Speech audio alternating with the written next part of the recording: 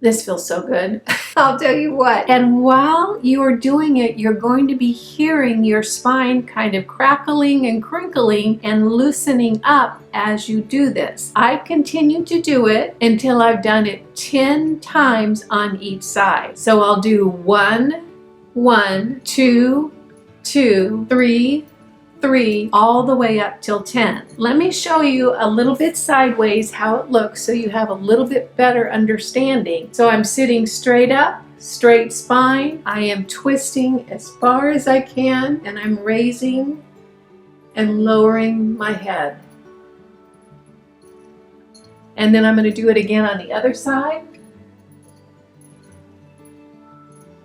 Oh my gosh, I love the way this makes me feel. And you know what the funny story is that some mornings I'll get up and I'll think, you know what, I'm just too busy, I'm not gonna do it. I'll start sipping my coffee, and before you know it, I'm sitting here doing it because it really does get my body moving for the day. What I wanna suggest that you do is give it a try for a couple, 3 mornings and see how it feels for you. You can sit on a bench, you can sit on a stool, anything that's going to allow you the flexibility to really twist and move all the way around. I think what you might end up noticing is more energy, an increased flexibility, and just a real sense of well-being because it feels so good. When I'm done with my twist, I then do a forward fold, which I hold for 30 seconds, and then from there I drop into an Asian squat, which I hold for 30 seconds as well. When I'm done with all 3 of those exercises, my body feels awake, I feel more limber and more flexible, and I have just a little bit of an ego boost that I can still do all those things. Give it a try. I think you might enjoy it.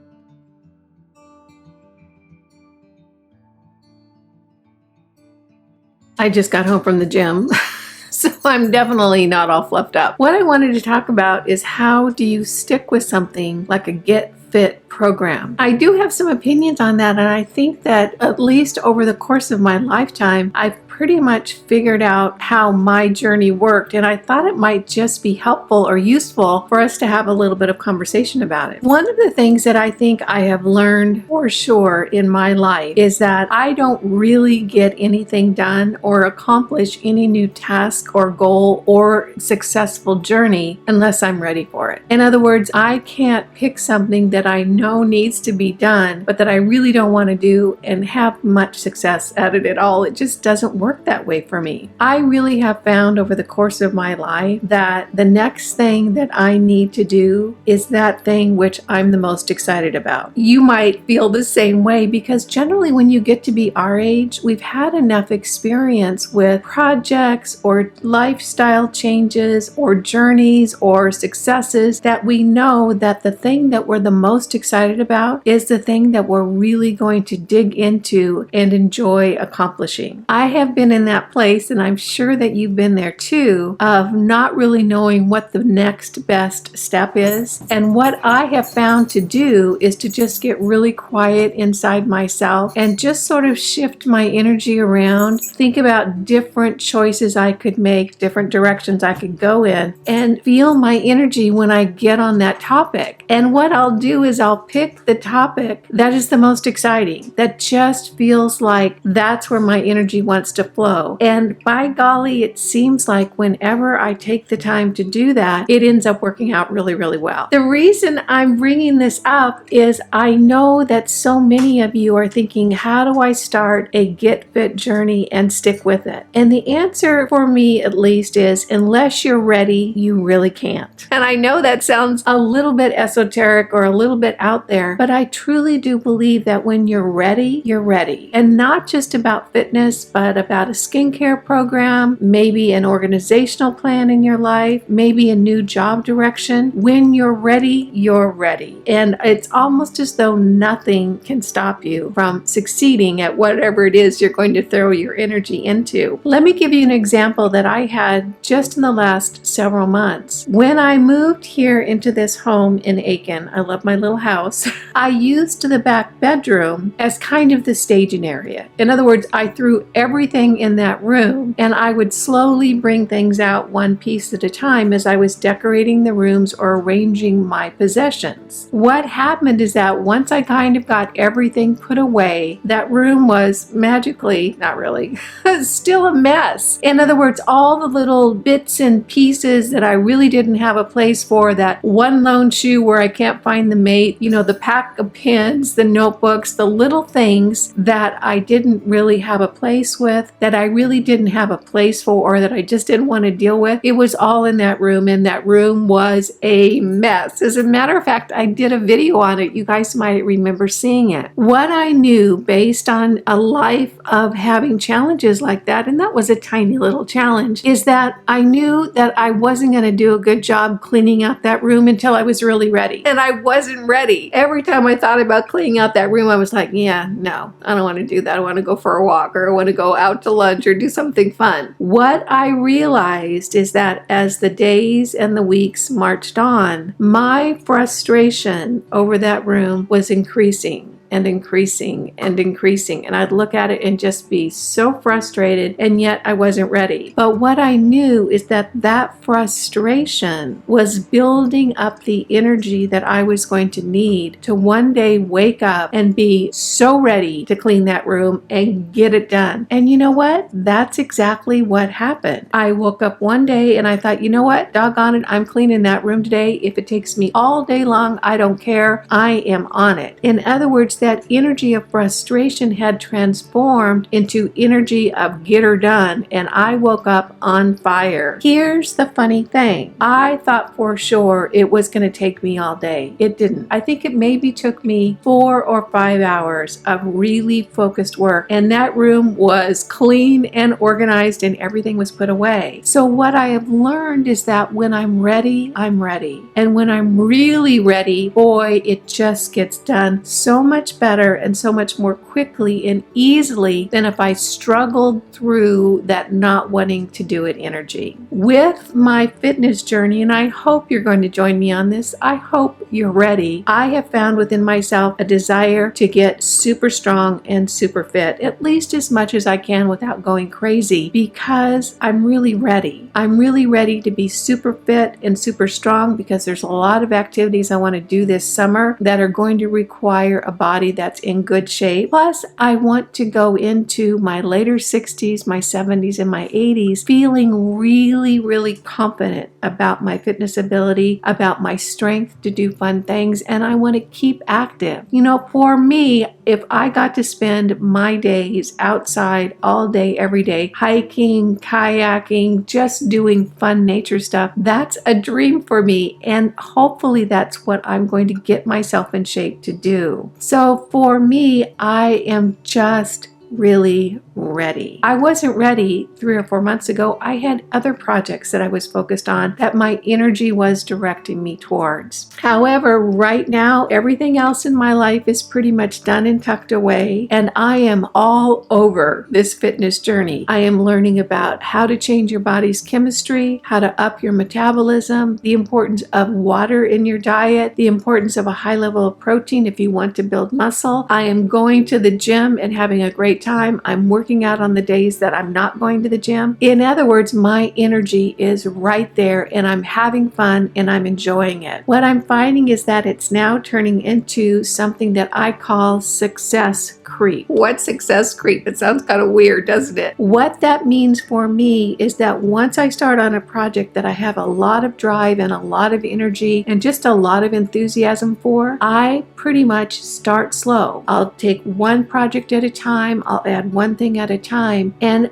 over those days and weeks that I started on that project, my success keeps creeping up, because when I add one thing and I get comfortable with that, I add another thing, and then I add another thing, and it all builds on itself. And before I know it, I've got success creep a little bit at a time really working in my favor. And things that were lifestyle changes in the beginning are a part of my routine now, so I can add yet another layer onto the journey, onto the project, to get me to that place of success quicker, faster, better, and in a fun way. So success creep really is a thing, and I've found that it works the best for me, if I tackle one little thing at a time, I add one more change to my diet, I add one more little stretching exercise to my morning routine, I add one more way to sleep better at night. In other words, it just creeps up slowly, slowly, slowly. Before you know it, you've got a wonderful journey that is just success creep all the way and a great result. So for me, I hope you're ready. If you're not ready, that's fine. These videos will always be there for you to jump onto when you are ready. Just stick with the energy that is the most enthusiastic and the most exciting for you, because in my mind, that's where the real success lies.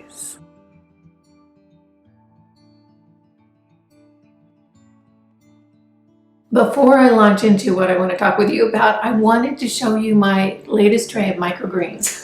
I'm growing 2 trays right now. They're just about finished. The other is cilantro microgreens, and these are arugula microgreens. Look at how incredibly gorgeous these are. Oh, and you know how arugula is just a little bit spicy and peppery? These are so spicy and peppery. Oh my gosh. I love to put some of these chopped microgreens in a salad because they just add the best flavor. And microgreens, if you don't know this, are so nutritionally dense that you could literally live on microgreens for quite some time. They're such a wonderful thing to grow. And you know, once you get everything all set up, it's so easy. All I do is fill the trays with a growing medium, sprinkle some seeds on top, water it. Takes me about 30 seconds every morning, and oh, they're just wonderful to have on hand. They're so nutritious and so delicious. Plus, I know exactly what's in them, which is only arugula.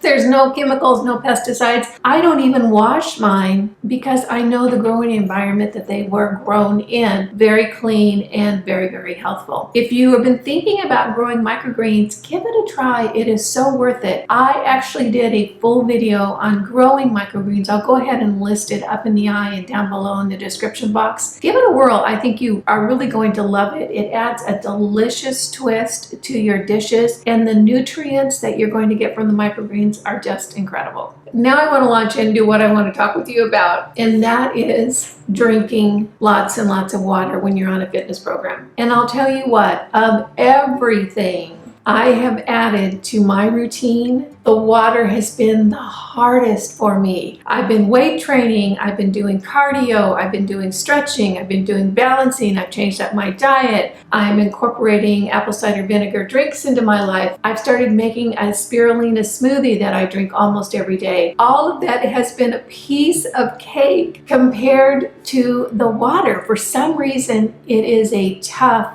challenge for me. Put it down in the comments below if you have a hard time with water as well. And I've been trying to figure out why it's been so tough for me, and I think there's 2 reasons. Let me know what your reasons are if you have a hard time with water as well. The first is it's winter, and it's been a cold winter here in South Carolina, colder than I was expecting and colder than is normal. And for me, it's always a little bit harder to drink cold water when it's cold. During the summer, gosh, a glass of cold water sounds delightful and delicious. During the winter, it's just been such a struggle bus for me. It really, really has. And the second thing, and you might relate to this if you're a little bit older like me, I'm 66. Drinking this much water means I am running to the little girl's room. Sometimes it feels like every 10 minutes. And it starts getting a little bit irritating for me that I have to do that. Now, one thing I know for sure, when I have started on the whole water bandwagon at other points in my life, when I kind of got a little bit fluffy, a little bit out of shape, and then started getting things back on track, when I started in with the water, it was always tougher with the running to the bathroom thing in the beginning than as time goes on. I'm hoping that's going to be the case now. Right now, it's just really a challenge for me, but I think I'm going to stick with it. When I first started researching how do you really change your body's chemistry in order to start developing more lean muscle and burn fat, water kept coming up. And you know, I really did some research because I was wondering, is this just something that everybody says because everybody says it? It's kind of the narrative and we'll just go along with the whole story without doing any research. What I found in my research is that I only came across one piece of research that said water doesn't matter. And it was about 5 years ago. Everyone else says that water is critical to burning fat and losing fat off your body. And that's really one of the things that I need to accomplish with this fitness journey.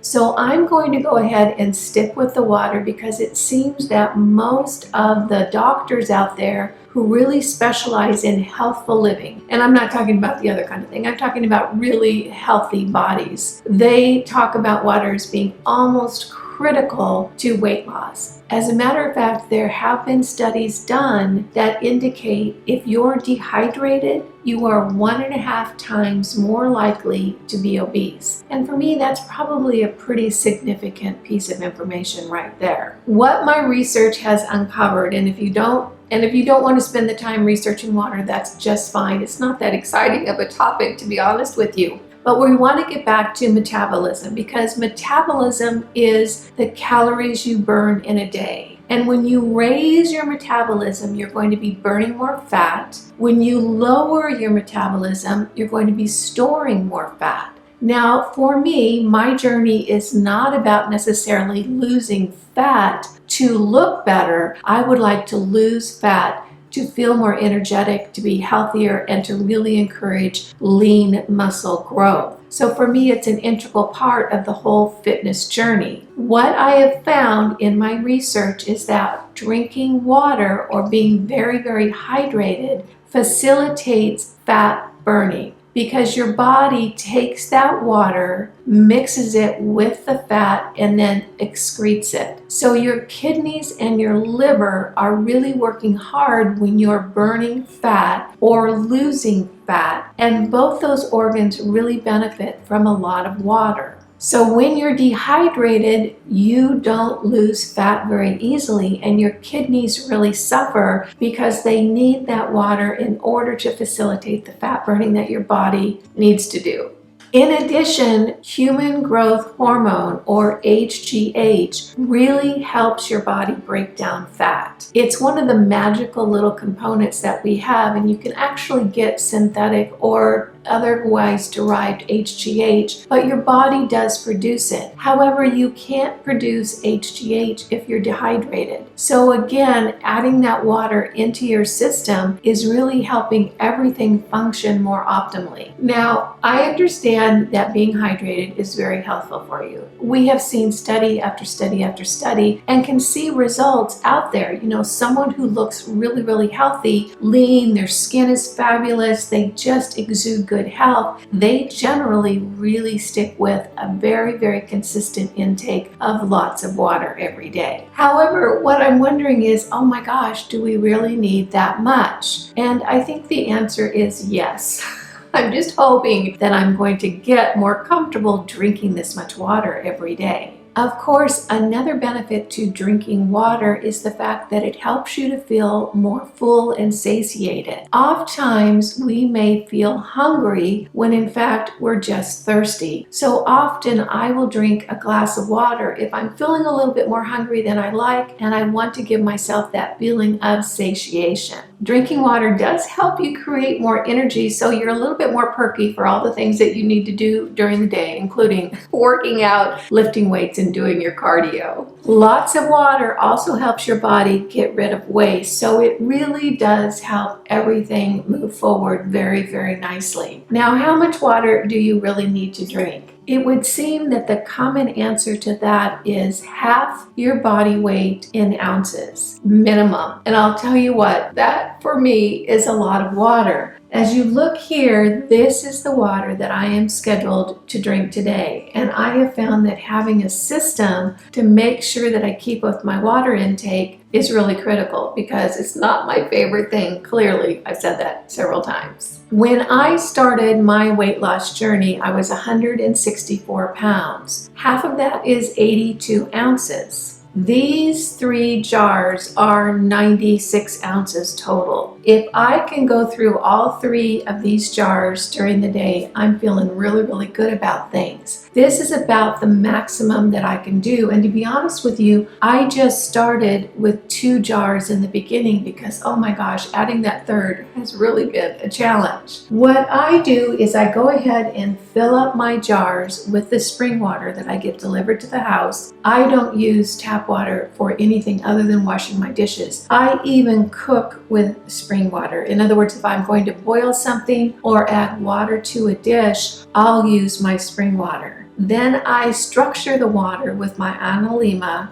and go ahead and put all the jars in the refrigerator the night before so that I'm ready for my water intake in the morning. In addition, the first glass that I have in the day, I squeeze half a lemon into that, and I'll go into the whole lemon water thing in another video. What the rule is in my house now is I don't get to turn on the coffee pot until I've drank my first glass of water. So that's really motivated me to get started early. As far as getting this done and being successful with this, I'm still finding little tips and tricks that are helping me. The first, of course, is having a good system. I do like this system because I am really a fan of using glass in my kitchen now. I'm trying to move all the plastic, or as much as possible, out of my kitchen. I've been using these quart jars to store my water for a while now. I'll fill them up, I'll structure them, I'll put them in the refrigerator. I am finding it to be a little bit tedious with the different jars, and I actually just ordered a 1 gallon, or I think it's 104 ounce pitcher, glass pitcher with a lid, that I'm just going to use that in the refrigerator. I'll go ahead and have it linked down below if that sounds handy and useful to you. The reason I ordered that pitcher is because I can fill it up, then I just have to structure one thing, and the pitcher also has different measurements on it, so I can really adjust what I'm filling it up and seeing where I am on my water intake for the day. In addition, I am finding that I really try to be at least 1 or 2 jars into my water intake by noon. I know that sounds like a lot before noon, but what I find is that after 12 o'clock noon, I am slowing down in my activities a little bit. I'm very, very active from when I get up in the morning, generally around 5 until noon, and then things start sort of slowing down a little bit as I cruise into the evening. If I have gone ahead and gotten a couple of jars or 2/3 of my water into my body before noon, things just seem to go a whole lot more smoothly. In addition, when I go to the gym, I do take a water bottle, and I'll fill that water bottle up from the water that I have slated to drink that day. So is water really important to a weight loss journey? The answer is yeah, I think it is. I'll keep you guys posted on how I feel it's working for me months down the road. This is something that, of course, you want to continue with for a healthy lifestyle. I will also keep you posted on any more tips and tricks I find to make it easier to get this much more water in. It might just be that once the weather outside is a little bit warmer, I'm drinking it with a little bit more enthusiasm.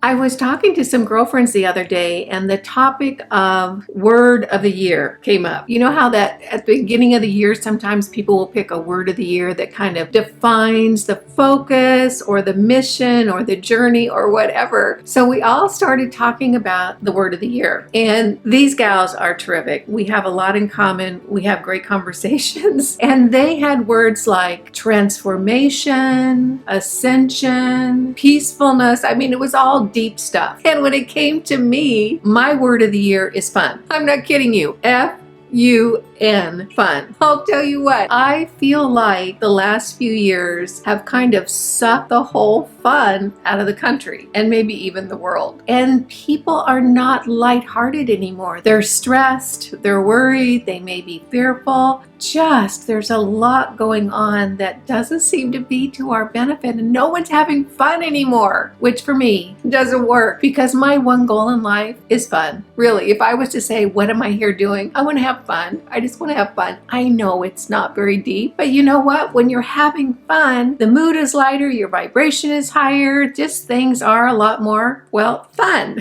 So my word for the year, I'm not changing it. I'm sticking with it. I'm hard and fast on this one. It is fun. I am determined to do fun things, to have fun times, to be around fun people. I really just want to make things a little bit more lighthearted, a little bit more joyful, and just a little bit more giggly in my world. Whatever your word of the year is, if you want to tell me what it is, put it in the comments down below. You might be deep thinking like my girlfriends, or you might just be lighthearted and a little less deep like me and the word fun. So let me know what your word of the year is, and we'll kind of get a little consensus of what everybody's focus is going to be for 2023. I want to thank you so much for joining me for this video on getting fit and healthy over 50. Again, I'm Kimberly. I'm 66 and I'm working towards a life of healthful happiness into my late 60s, 70s, 80s, and beyond. I hope you'll join me. You guys know it just tickles me when you take a few minutes out of your day to spend it with me. I appreciate that, and I appreciate you. Thanks so much for stopping by, and I'll